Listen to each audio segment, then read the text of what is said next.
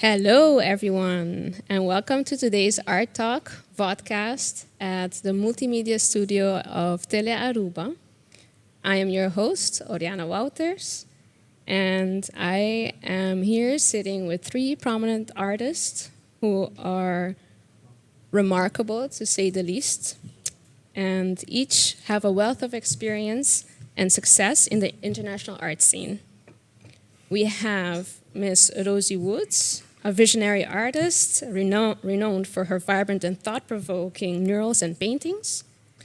Rosie's work has expanded the globe, so she will be providing insights in her experiences of managing that international market, but also sharing knowledge about using various platforms.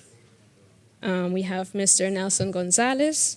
Nelson is a trailblazing artist whose work spans painting, producing, installations, sculptures, and he often delves into themes of identity, memory, and culture. Nelson has established himself as a powerful voice in contemporary art and has over 20 years of experience in this scene. He has participated in various biennials and international exhibitions, and he is here today to share his experience in such. We also have Mr. Paul Wong, an artist whose vibrant exploration of color and form has made him a standout in both local and the international scene, Paul. He keeps saying no. Paul's journey from the traditional influences to contemporary storytelling through painting is truly inspiring. So today he's going to talk a bit about how to revolutionize your brand and expanding it locally and regionally. We're going to keep the international out, Paul. Right on. So welcome, guys. Please take the mic, introduce yourselves a bit so that the community of Aruba and artists and artisans who are listening in can just have a feel for what you guys do, be inspired by just your work. Ladies first. Ladies first. Yeah. So my name's Rosie Woods. I'm originally from London and started my art career in London, but have moved to Australia. I've been in Australia for the last 5 years. Well, COVID, little blip in between. So I have been practicing as an artist in both hemispheres. Very different experience in both. But for the majority of my career, I've been painting as a muralist and involved in public art projects. I used to do a lot of workshops, but now I'm more involved in just the murals and my studio practice, which is my canvas work and some digital design work as well. Amazing. Yeah. Thank you. No worries. Nelson? Paul? Good afternoon. Name is Paul Wong. Born and raised here in Aruba.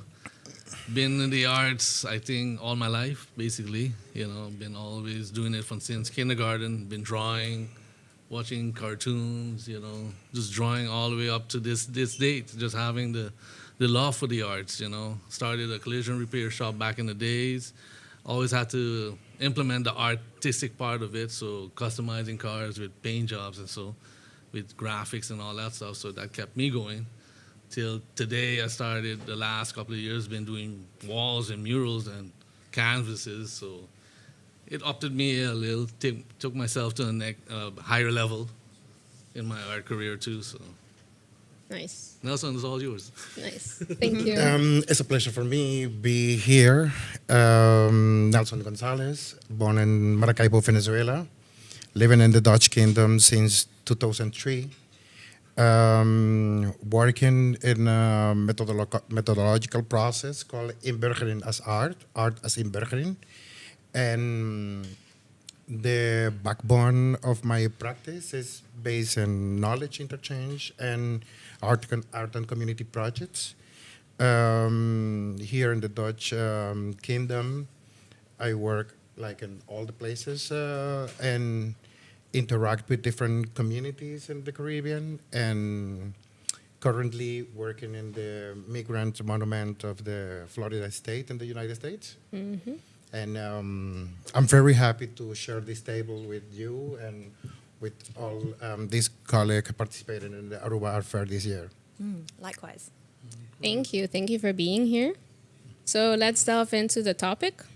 I'll just randomly throw some questions out there, and you guys, I'll direct it to someone, each of you individually, and then we'll start off from there.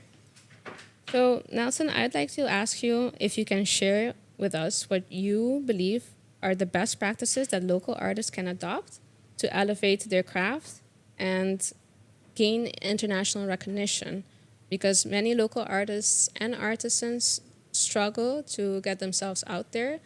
The first step is, of course, the local scene, but then how do you go out there? You've been all over the Caribbean, and now you're in the States with a project. Can you please elaborate? I think the first step, knowing the local context, Aruba as my house, the artists need to understand what is practice as an artist. Then, I think the second step is understand with any practice need a roof, a space, digital configuration also is valid to create the artist studio. So the artist studio is the configuration of a new structure to organize and make administration of our artistic production. I think this is the most important thing. So by that, you mean, if I understand correctly, like a website, a A digital confirmation of a studio. The beginning can be a table and a website, and after can be a room in your house, actually the garage, the space to organize not only the production thinking, but also the manufacturing. And then I think the visibility is the underhand step to make this process visible. And that was the solution for Studio Nelson Gonzalez.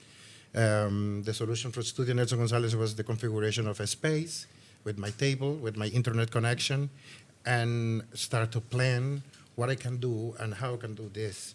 So using the local infrastructure to get subsidies to produce projects as the third step, because if you conform as a contemporary studio of artistic production space, you allowed yourself to reach to the infrastructure made for artists through the Dutch system. So actually, when we have these three elements together, I think you can be ready for the internationalization, because you have production thinking ongoing, you make yourself visible internationally, and also you can get funds to promote yourself. So I think following these three steps, that can be the basics to start to promote yourself out of the island.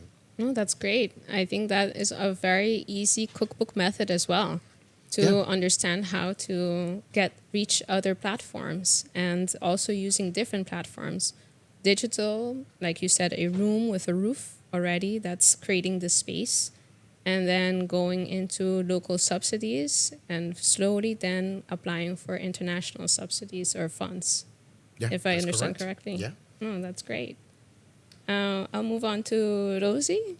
I would like to ask you, what do you think has been the key to your success and in making your art so valuable, both in galleries and in public spaces? Well, it's been it's not been a linear process. It's not gone from A to B, and I've followed these steps and I've become valuable, successful. I think the main reason is just consistency. Actually, consistency and believing in myself. I think that's the hardest thing. I think a lot of artists, myself included, really suffer with imposter syndrome or thinking you're not good enough. And it's easy to give up. But I think I've just consistently been very dedicated to creating, having a space to create, and just even when you get knocked down, keep applying for things, keeping your practice up, and just over the space of time, I've been a practicing artist for, I think, 13 years now. And now I'm getting to travel with my work and getting to sit with you lovely guys here. So yeah, I'd say that is it. So it's also, like you mentioned, diligently working. Yeah. The practice, something that also Nelson mentioned, is very important. So this consistency is crucial Absolutely, to actually making your craft your own. Yes. Right? Regarding your identity, perhaps even. So then we go to Paul. Can you tell us how you've managed to build a brand that stands out in the crowded art market? I think a lot of people know me from painting motorcycles and cars already. Since when we started the shop back in '93, we started with the first car show where I put my work out there. So then that's how you try to get people involved and get them to see your work by putting your work out there.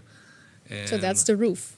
That is the. I'm still trying to relate to each story back to if you Nelson's want- cookbook method. If you want to get out there, you have to put yourself out there. Nobody's going to put you out there. I agree. And like how Rosie said, you got to believe in yourself.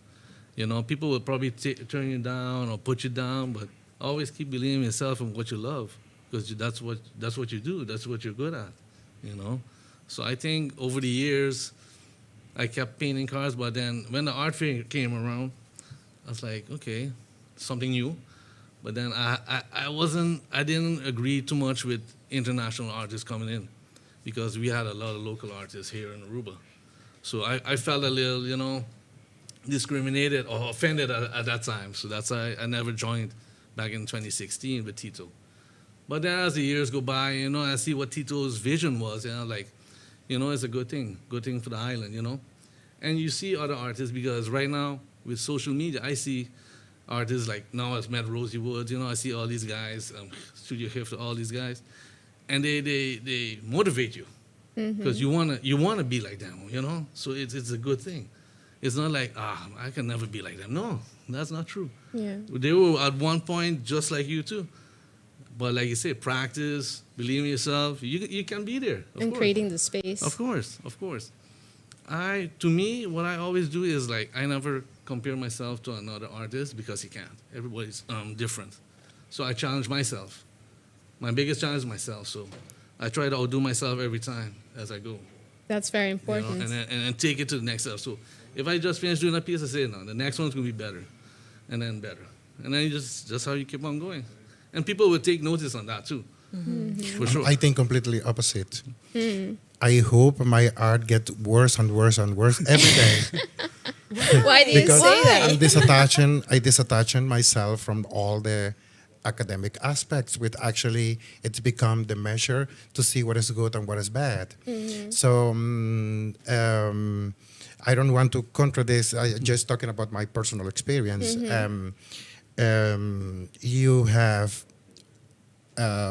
artistic productions to please the aesthetics, clients, and you have art to make the people think, and also you have artistic process to make the people discover what is the talent, and this is my piece of cookie. So, and I think this is the beauty to be in the same table, three different artists, three different experiences, just to confront each other and show the public the different opinions and the different approachment we have through the same topic. Of So course. every day when I produce a new theme, I want to be worse and worse and worse. And every time I copy children, I copy the tradition, I copy the artisans, I copy the accident. So sometimes I confronted myself in an artisan fair. I said, this can be in the MoMA and the contemporary art, because we reach to a point with the pure expression to handle materials, it can become ultra contemporary. So what is the discussion now? Aesthetics, thinking, or scenes to be placed any artistic production. And I think that also relates to what type of artist or artisan you are, right? Because at first I think that people want to try and get themselves out there but first they might struggle with it because it's also discovering your own identity through various forms of art. And then once you start receiving recognition, you can choose to be more focused on that, or you can choose to say, okay, I want to challenge the status quo, because there is a certain elitism at times with regards to art. And this is what also makes local artists and artisans perhaps be a bit, cautious with getting themselves out there. So it's very cool that you're also saying, no, it's time to challenge the status quo and just, but you have 20 years of experience on the scene. So you've gone through a long process of also self-reflection, I would think. I don't want to take the mic for myself, but I have a reaction about that. The problem is, what is your background and what is your education? Because if you come from school based in techniques and aesthetics, of course you want to paint and you want to do ceramics and you want to do sculptures. If you have no school, I think you're blessed because actually you don't have You're free. all these background and techniques with actually artists in the educational sector fighting for. So I have to agree with that because after I studied, I did a fine art degree. So that was actually 4 years of studying at university level. And I think I've spent the last decade untangling myself from the... it was very theory-based and very critical thinking-based, which is really important, I think. But to a point, I think sometimes it's so taken almost like religiously in the academic schooling setting that you lose the freedom just to produce out of instinct or out of things that come to you most naturally. I think there's a big case for just producing and then critically thinking afterwards, or a reflection, rather than being so frozen and scared to start because you're worried it doesn't fit in the right category or it doesn't relate to the right historic context, blah, blah, blah. So yeah, I have to agree with you on that one. But how can we create those spaces? How can we create those spaces where, especially in Aruba, we don't have a fine arts academy, for instance. You don't need it. So, but many people feel as if you need it, right? No, you don't need it. So that's how do we create those spaces and platforms so that local artists and artisans can... I think the talent is undoubtable. You're born with the talent. It's here. It's I'm undoubtable. definitely sure it's here. That's why if you're born gay, you never can be straight. So if you're born with the talent to express yourself in any technique, you don't need a school, because it's an interior voice screaming every day to express yourself. So this is the human nature. So actually, we positioned ourselves as a culture in Aruba in a very special moment and in a very special opportunity, because we don't have schools, but we have artists. So how you can explain that? So we don't need the academic aspect to raise artists.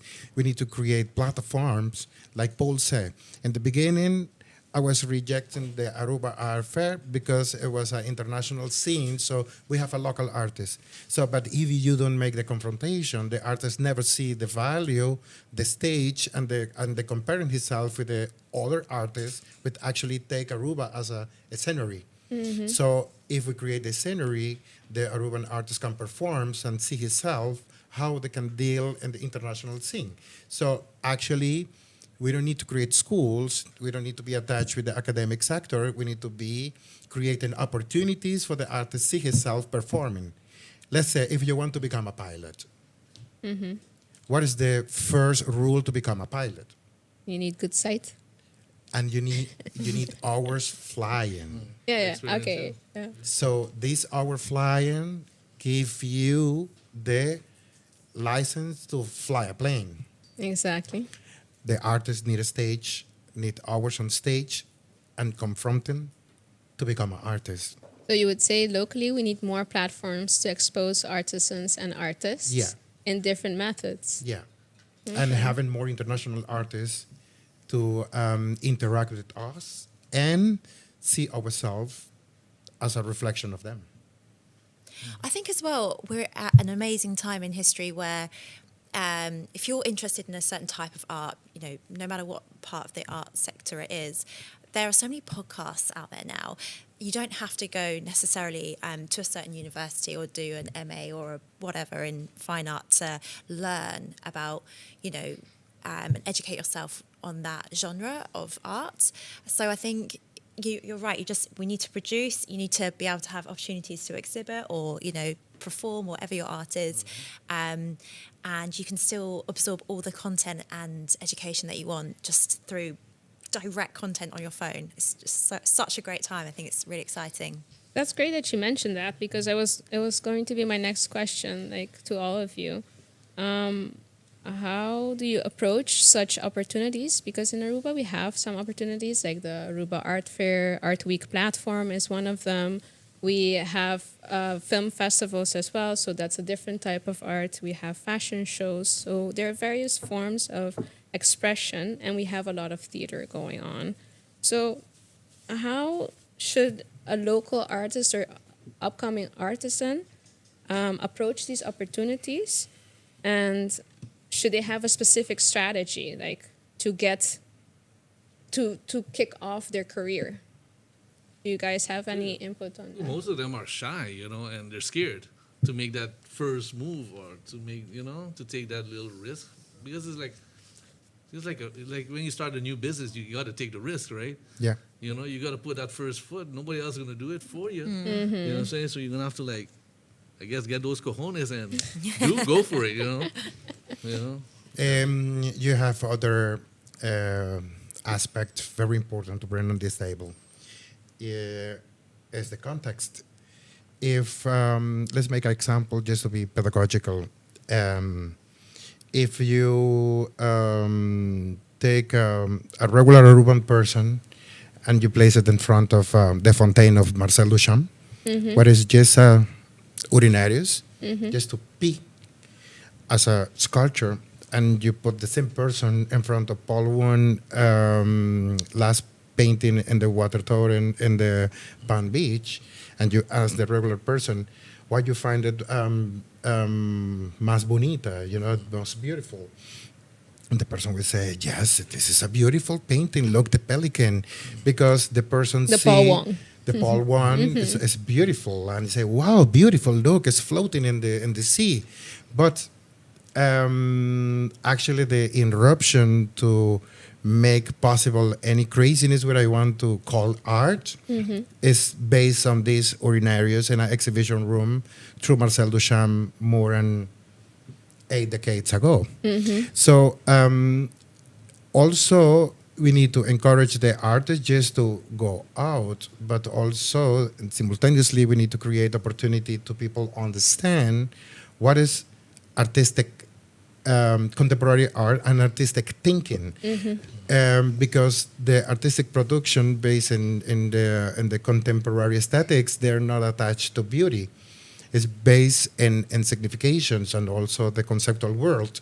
So people need to understand the context of this art piece and where this can be shown to break the scenic freight that people have just to on the stage. Because if you don't paint so well, there's never, if you don't paint so beautiful and so hyper-realistic or, with a perfect use of coloring, that don't make you an unvaluable artist. No, exactly. So it's also the local culture. We define the local codification to understand and process aesthetics. So do you suggest then that local artists and artisans that are upcoming should also explore other, for instance, countries, museums, to get more exposure to various forms of contemporary art? That's a way, but if we can export this, if we can put the people out to learn, we need to create a local infrastructure to understand. If you come to Aruba Art Fair as an example, because as the frame of this conversation, you have a contemporary art pavilion, you have a modern art pavilion, you have artisans area, you have a street art. So people can understand, oh, The differences. this all artists, this is a hospital, so we have oncologists, Yeah. we have otorhinolaryngologists, we have dentists, we have, so in the same way we understand a hospital, we need to understand the These platforms. arts, Yes. art actually. So, and it start not only from the local and the people with actually want to support the local production. Yes, because then the visitors can also be more directed to specific art forms that they find interesting. Like you say, sometimes when everything is merged together, you can't really identify the forms of art. And especially when there's this lack of knowledge in the various types of art, because locals, we are talented. That is very clear. But then again, finding your identity in your own talent requires a bit of searching, research, and also having platforms that, like you say, can kind of categorize the form of art. It's hard in a to talk way. like this, but it's Yeah. necessary because we actually Because we are starting. We are starting. and we means financial investment and the capacity to concentrate so many people together. We miss this opportunity as a pedagogical opportunity for the people. Yeah. So welcome to the Contemporary Art Pavilion. So Yeah. you find Velvet Sue Ramos, Osaira Moyale, Yeah. Glenda Heiliger, all Yeah. the high-level conceptual artists from the island. So because this is an anecdote with when I came because for it the did first time to Aruba, I born in Venezuela. So when I came for the first time, I'd meet contemporary artists from the Ritval Academy. So I talking about Renwi Geronimo, Glenda Heiliger, Osaira Moyale, Yeah. Elvis Lopez, young artists, emergent artists, but with the background of one of the most important contemporary art academies in the world, in this small island. So it was shocking for me, come from a big country as Venezuela with Cinetic art collection from the 70s, video art collection from the 60s. So before the video art, we, as a country, we have collection of video art. So come to a small island from the Dutch kingdom and find so powerful contemporary artists educated in the one of the most important scenes of Europe. So it's a confrontation with actually make us think about the evolution of art in Aruba, and in my opinion, is not going forward. It's going behind because all these contemporary artists, they're not in the scene anymore. Yeah. And we have more artists producing mural walls and things like that. So projecting this action on time, how many paintings of tortoise we have in Aruba? Everywhere. Everywhere. They become very but popular. In 10 years, we all be disappearing. Exactly. And Gilbert Senchi, Drekil, it was still in the same place. Exactly. So in the same way, we can contrast investment of opportunity. We need to see the impact on time, and this is the reflection of today. And as How long his work would stay in Aruba? Yeah, I was just about to ask, as urban muralists, how do you guys feel about that consideration of time and also the categorization, you would say, of, for instance, of platforms like art fairs or other art festivals? How does that make you feel? What do you guys think? Well, I actually think part of the magic of street art and what makes it what it is and what makes it different from other painting practices is the ephemeral nature of it. It's exciting to see because, one, it's obviously in the public space, it's softening our urban landscapes and making everything more creative in your everyday environment. But it's not forever. And so really a mural, it's capturing the essence of, I guess, human nature and the art scene at that time. It's a snapshot, and really they're only ever going to last forever in a photograph. So I paint murals with the knowledge, knowing that the sun's going to hit it, knowing it's probably going to get graffitied on at some point, knowing probably part of the wall is going to fall off, and I'm really okay with that. I don't need to be making...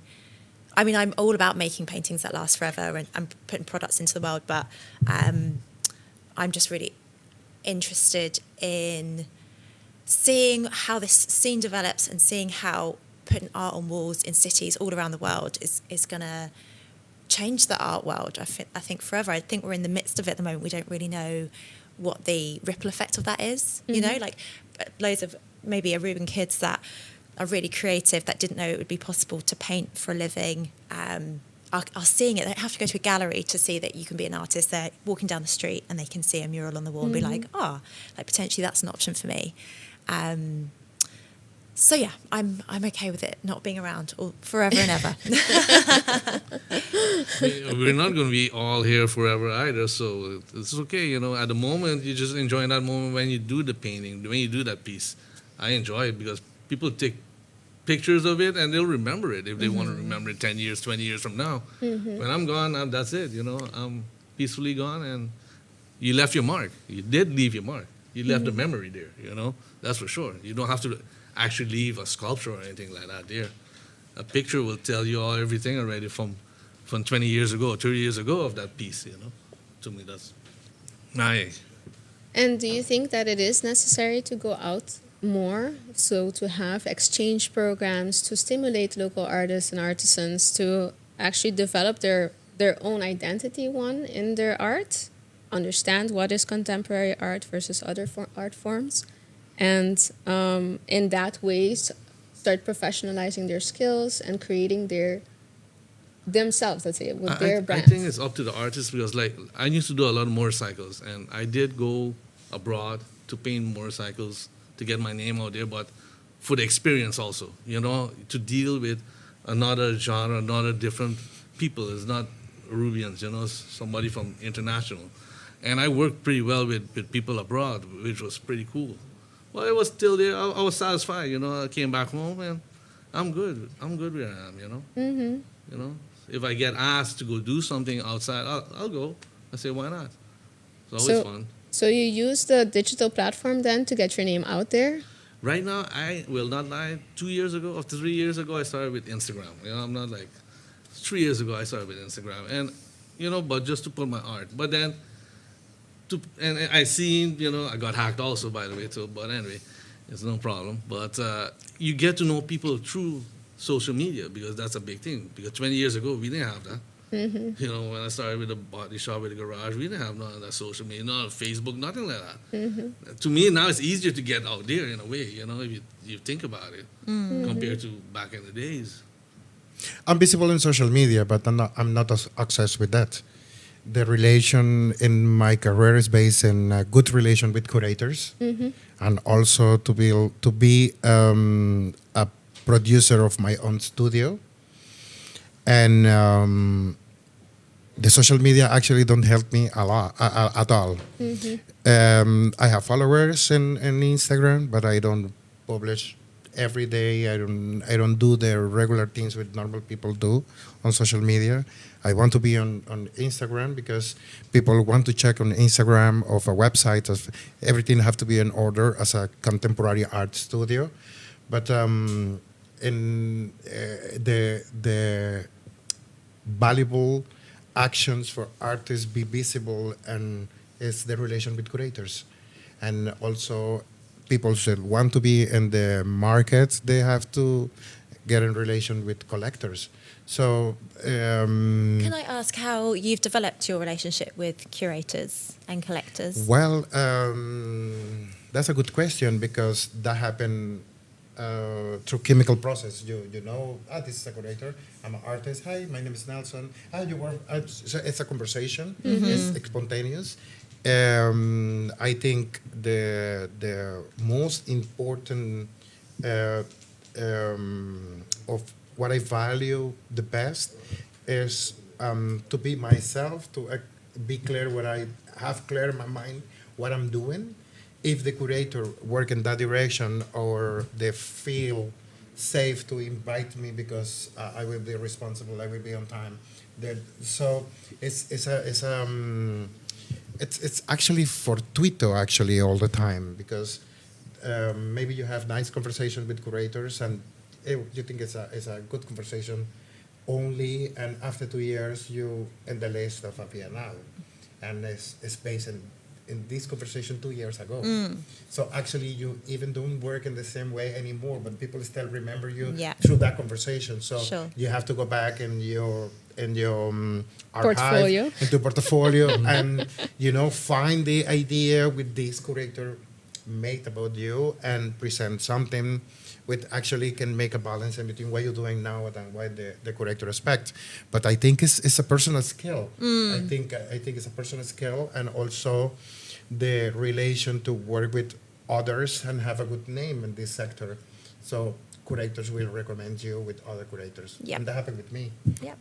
Maybe it's not a formula, but in that way I handle my It's my definitely a relations. strategy to get out there and get It's not invited. what you know, it's who you know. Yeah, I do exactly. think that's true. But you have been using Instagram a lot for your I have, as a yeah. digital platform. My entire career has been based on Instagram. Wow. Yeah. I think particularly maybe about 5 years ago, just the whole world just opened up. Like people were just discovering muralists. Well, I can only talk for my own little sector of the art world, but people were becoming more interested in street art, in murals, and people were just discovering each other from all over the world and becoming Instagram friends and being inspired by what each other is doing. Like, oh my gosh, have you seen what Thingy did on that crazy big wall? And did you see what machinery they used for that project? And I think it's really just been so inspiring, just seeing what everyone else has been crazy enough to get up to. So by posting what I've been doing, and just not super regularly, but fairly consistently keeping up to date on Instagram, I find I get most of my jobs through the request folder. If I have a little number pop on the request, I'm always like, what's it going to be? Less so these days, but that's really what kickstarted my career, Instagram, for sure.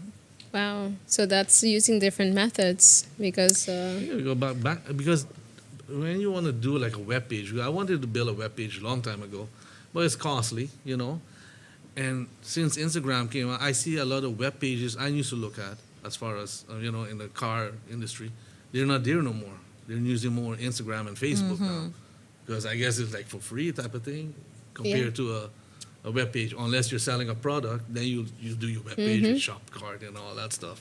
But just to put your work out there, because we had my domain also or something was also back in the days also. We had different social media websites. But, high five. So, but I like now I won't build a web page because I don't, unless it's to sell the product, you know what I'm saying? But other than that, you just use Instagram and Facebook. Well, the website is not to be discovered. The website is their personal archive of an artist. It have to be available for the real collectors who they want to see what you do through the years. We can't forget something. I don't want to be unrespectful. I just It's want a to be different part of honest. the market, Yeah. indeed. I want to be honest, and I want to be just flat. I hate people with respect. No, all my career is based on Instagram. That's the way to socialize your work and to reach to more people. I don't want to attack you. I just want to be honest. But actually, we have art to be on Instagram. We have art to be in the museum. We have art to be on the street. We have art to be in the museums. And it all depends on the intention of the artist, where they want to be. So I'm not interested to be successful in Instagram. I want to be in all the collection of all the international museums in the world. So Instagram don't help me to do that. Instagram don't help me to reach that. So actually, I don't want to sell 20 pieces per month. I want to be in 20 collections per year. It's different methods, different ambitions actually. Because if I sell 20 pieces per month, I will be worrying about that. Not for the economical success, but the accessibility for my work and the value in history, because I have examples. If I'm a local artist and Juanita, Pancho, Gabriela, Van Zomtim have my work, there's accessible for everyone. So it's I don't think it's bad. I don't think it's unfair. I think is actually a democratic way to be everywhere and any place, but these don't they give you the guarantee to be in history and to be in the art books and to be in the place with actually can make contribution in the art history.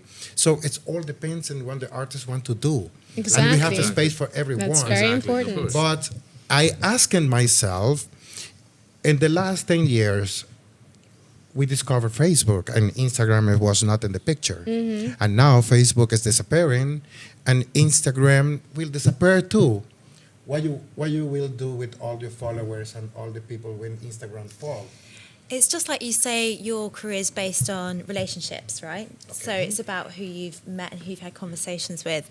That's been my experience of social media.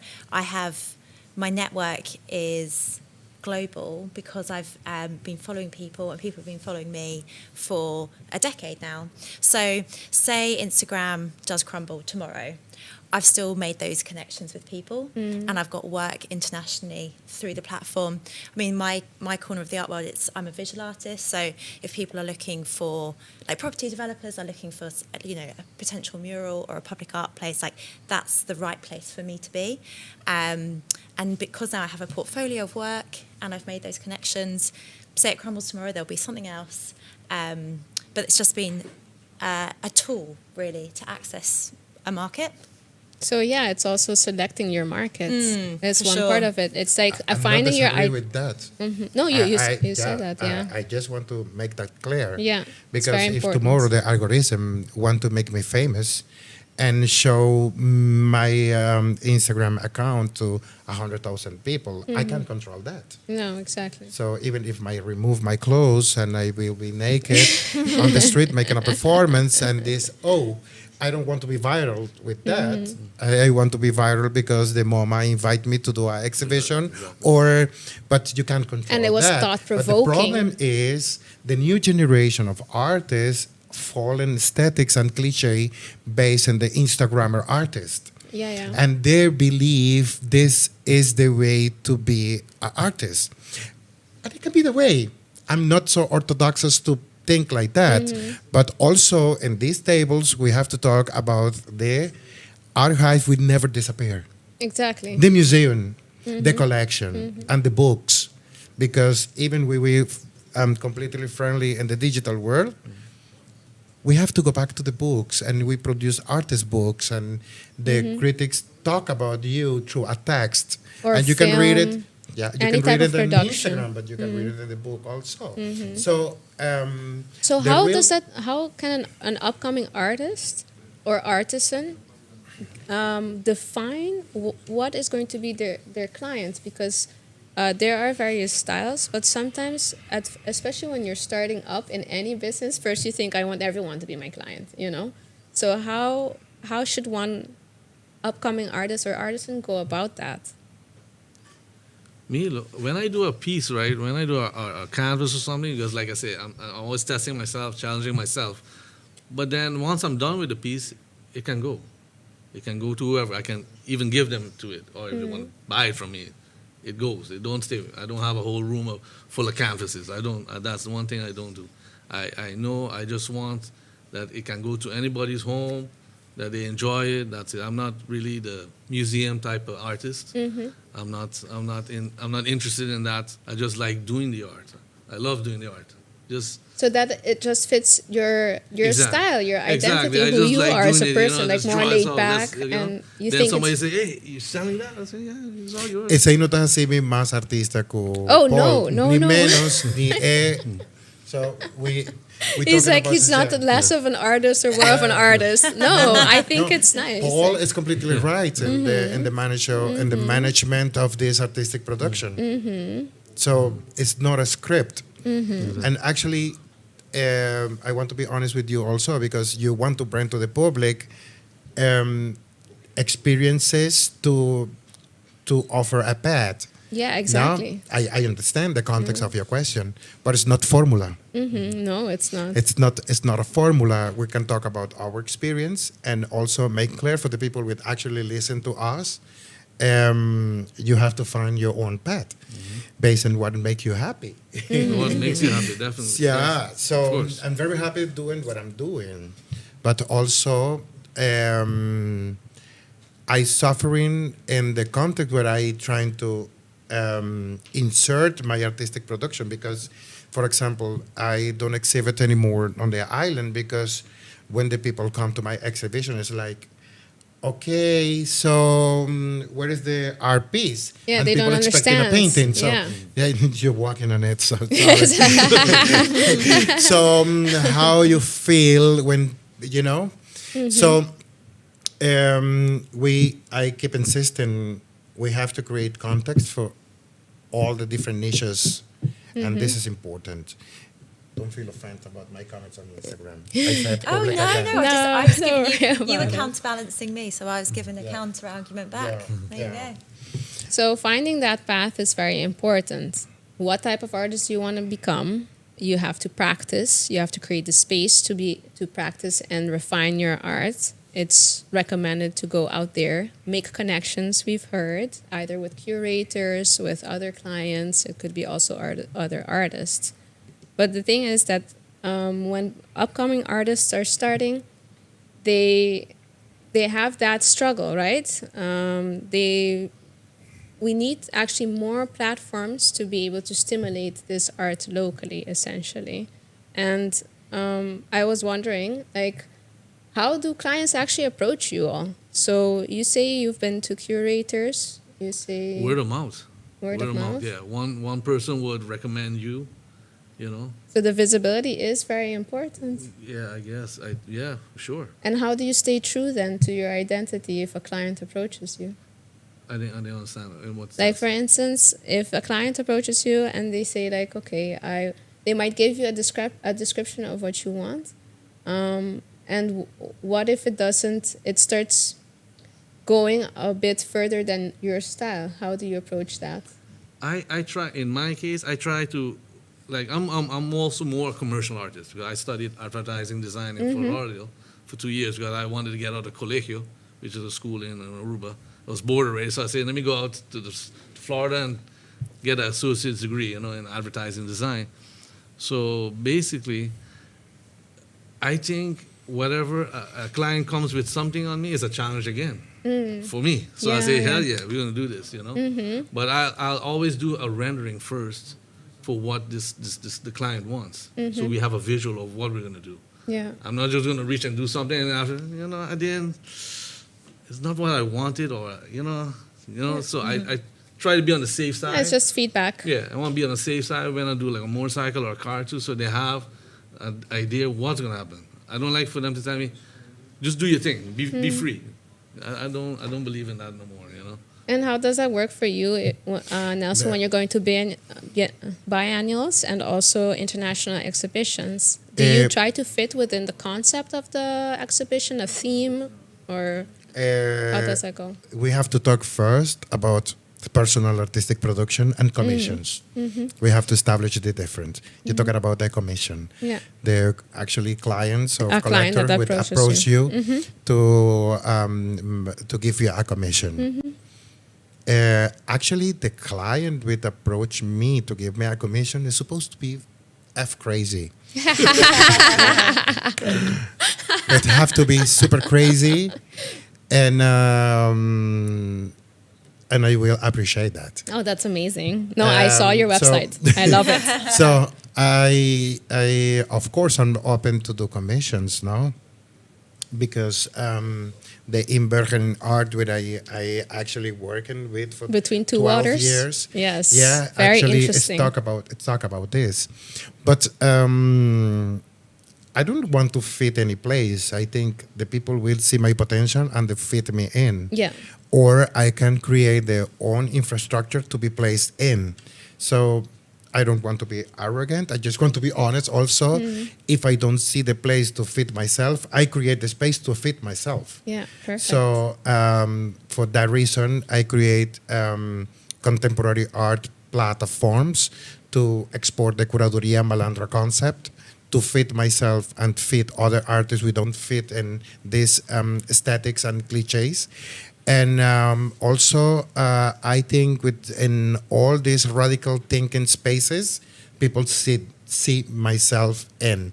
So I don't need to create spaces to force myself to be in. That's why I don't participate in an Aruba Art Fair, because I will give to the curator a headache to place me, and maybe I will ask for a whole room for myself to make an art installation.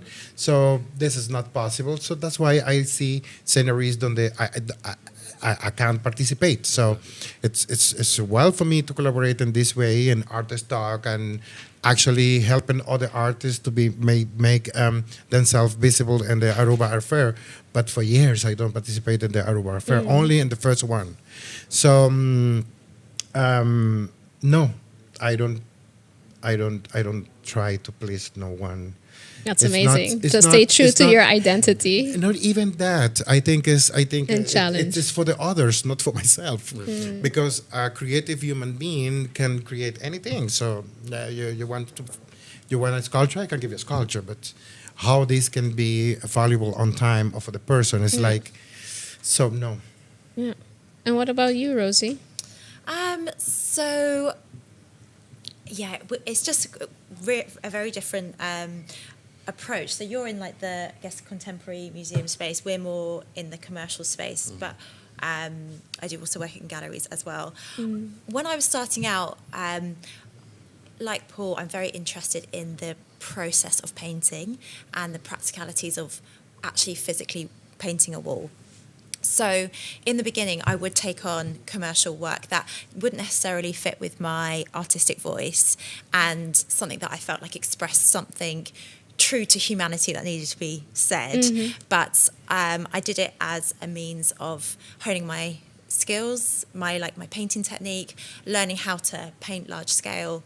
But over time, as I developed my own voice and my own style, I didn't have to take on work that didn't align with me anymore, because lucky by that point I was then earning money doing work that I felt was important to me.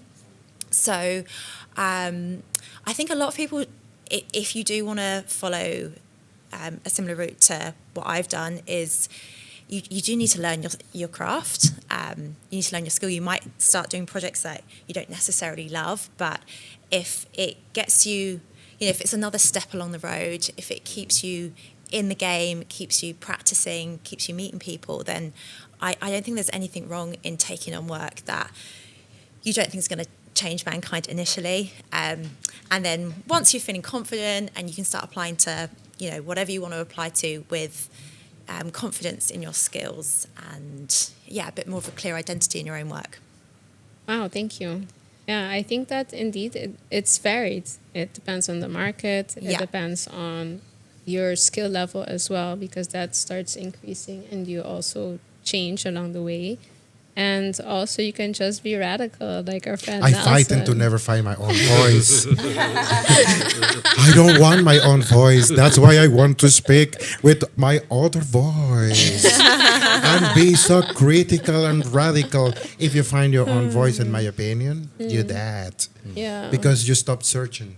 And this is the most important aspect for contemporary art thinking. Yeah. I don't talking about contemporary artists because they will paint very beautiful and be placed in the gallery and straight to the collectors. But no, it's most important.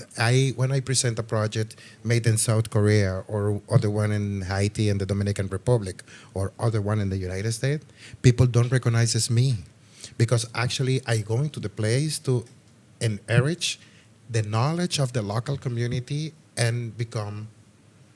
You immerse yourself. Yeah. And create So a new identity. if you find your each own time. voice, it's actually you're killing yourself. It's not confrontation. No, It's no. just living Practice. together. Yeah.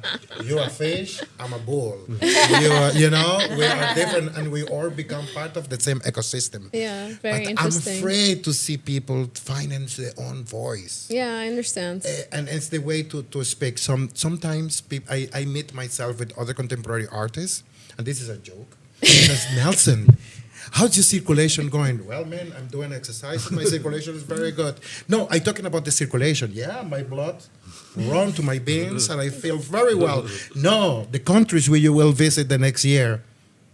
So you're talking about the artwork as a reggaeton artist? No. I'm working, I'm thinking, I'm publishing. I created new concepts. So I don't talk about circulation because you can be in the final list of 10 biennales. And if the biennale never take place, you don't circulate. You stay in the island, you stay in Australia, you stay in San Nicolas, you stay in any place and you don't have circulation. But the artists, the contemporary art thinking, what is essential, my piece of cookie, never stuck. So don't talk about the cliches about circulations and things like that with normally contemporary artists of international artists talk in the same way, in the same languages. It's like, doctors meet to each other. It's like, you see the new prostate test, we can do it. They have vocabulary, they have technicians. And the contemporary art happens too. So these make less approachable our practice to the communities. Exactly. Because we're talking in languages, we're talking in codifications, and we're talking... And I learned it in school. I learned it in the Biennale. So when the same artist asks me about your circulation, I say, very well. I'm doing exercises every day, you know. If I'm in other contexts, I can explain other things what I can do, but it's not possible to do this it is in actually one of the challenges, that you have standardization. So it goes back to the first point, right? Having, for instance, art academies, art education, stuff like that. When you actually start going abroad, there's also this jargon and expectation that can be challenging. How do you guys face your challenges as artists? And mention a few of them. What have been challenges that you faced and how did you overcome them? This was one. Nelson already shared one, but we will come back to you for sure. I don't want to take the mic for myself. No, I want to come back to you. It's very the last interesting. challenge was the Pelican, right? I was with other artists. I know there was like we talked, the open call. Last year I heard about it, and they wanted to do something with a sculpture on it. And I was like, when they called me, I say, but I thought you guys wanted to do something with a sculpture on it. Yeah, but you can't do it. I say, you know, being a father of kids and knowing kids going on top there, and you make something out of 3D or sculpture, it can get dangerous because these kids are going to want to climb up. You know what I'm saying? So to me, you should just paint it. Because if one of these kids gets scraped and they cut their body open, who's going to be liable for them? You know what I'm saying? Rio Hotel, the government, I don't know. So they took that into consideration, just doing a painting. So it was me and 3 other artists, I think. We had to send estimates and stuff like that. So, but I was chosen for the job because I guess it was the cheapest. But anyway, but I mean it is a challenge. Also it is a challenge. Dealing with the clients. But I loved the challenge because it was on water. I was like, I'm going to paint something on the water. That's different, you know. I was paint a wall here, you know, right? This is on the water, so it's something different, you know, something I can look back. Yeah, I heard you canoed over there. Yeah, 10, 20 years I can look back and say, yeah, I was there painting that son of a gun on top of that thing, you know. So that was a great challenge for me, I guess. But every wall I do, anything I do, is a challenge. Yeah. But again, it's a challenge for myself, and I like challenges, you know. It's a positive challenge. Yeah, because right now with the art fair, I said I wasn't going to do me. I wasn't going to participate because I have nothing ready. Last moment now, I want to go in it. So I'm preparing pieces. But I like the prayer pressure. I like the rush. You know, it gives me the I would say like a typical Aruban though. Yeah. I like that last minute thing, you know, like, yeah, let's knock them out. That's like and a when typical people Aruban. come, they're like, damn, I thought you wasn't going to participate. I say, yeah, look at me here. I also work well under pressure. I think that's partly why I'm drawn to murals, because you're so restrained to time. You've got like how long you've got the lift for, how long you're in the country for, how long the weather window's open for. So, you know, I just need that deadline to get things going. It kind of like a discipline. It's like you know, okay, you have to finish by then. I'm like, okay. Nice. I love Aruba. I love Aruba because the school where I met in Aruba, working on pressure and adding information and the exhibition when the public is outside, culturally. Make a new Nelson because I'm never late. I never late. I have everything ready 24 hours before the opening. So when I work with technology, I start to install the technology first because there can be a worse scenery in the last minute. So during my practice, everything that I learned in Aruba, I never apply it outside. Okay. So I always on time with a plan done, and actually I leave a space for accident happens, no? But in a little control and challenges. Raise a family as a contemporary artist. Never being attached for a market. Okay. Yeah. Yeah. That's very clear. So, The mic is yours. Are we still talking about challenges? yeah, if you want to There continue are so on that. many.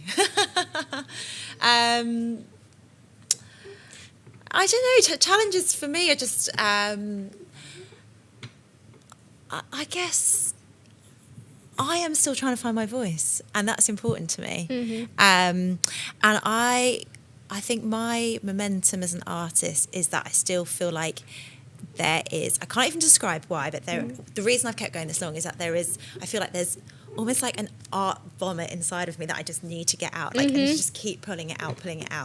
And I feel like the challenge in my work is always trying to be true to myself and really bring out inside of me this compulsion, I think, to create and visualize.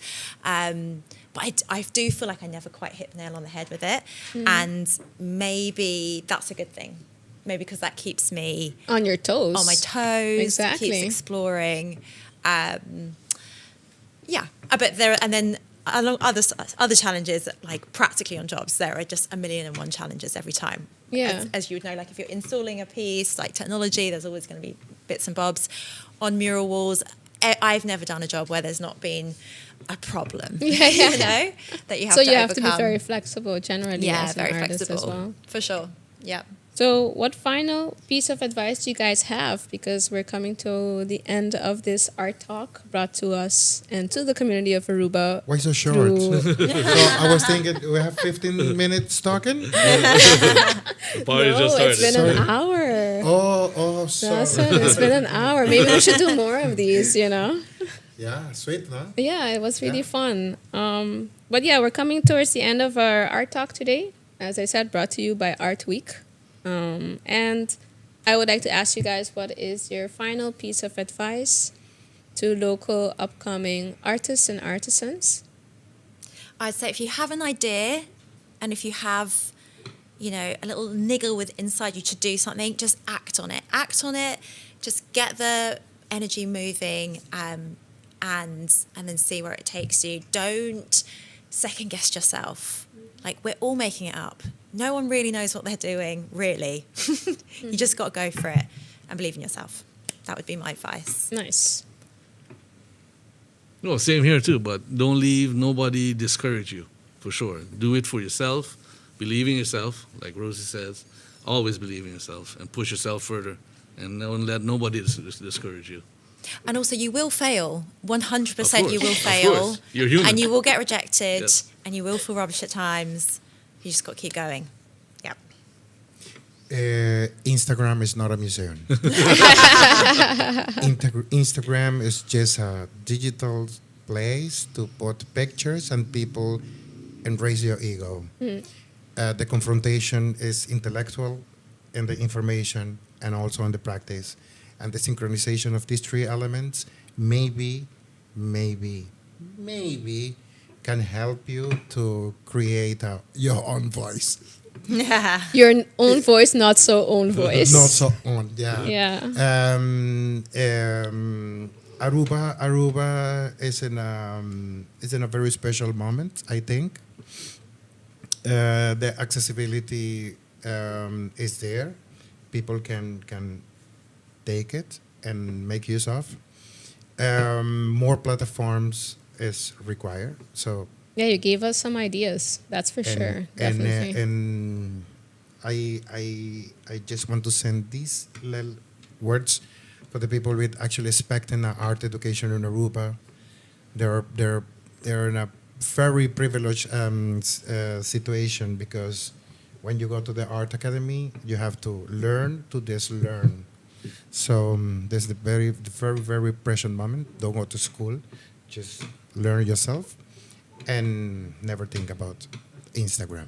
Just go to the museum. Thank you. I think it's very important what you all mentioned, trying to persevere, do what you want to do. As soon as you feel like you have an itch to do your art or craft, go for it. Learn either autodidactically, explore, use various platforms.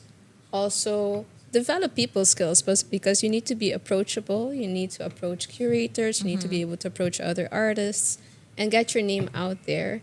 And also, just believe in yourself.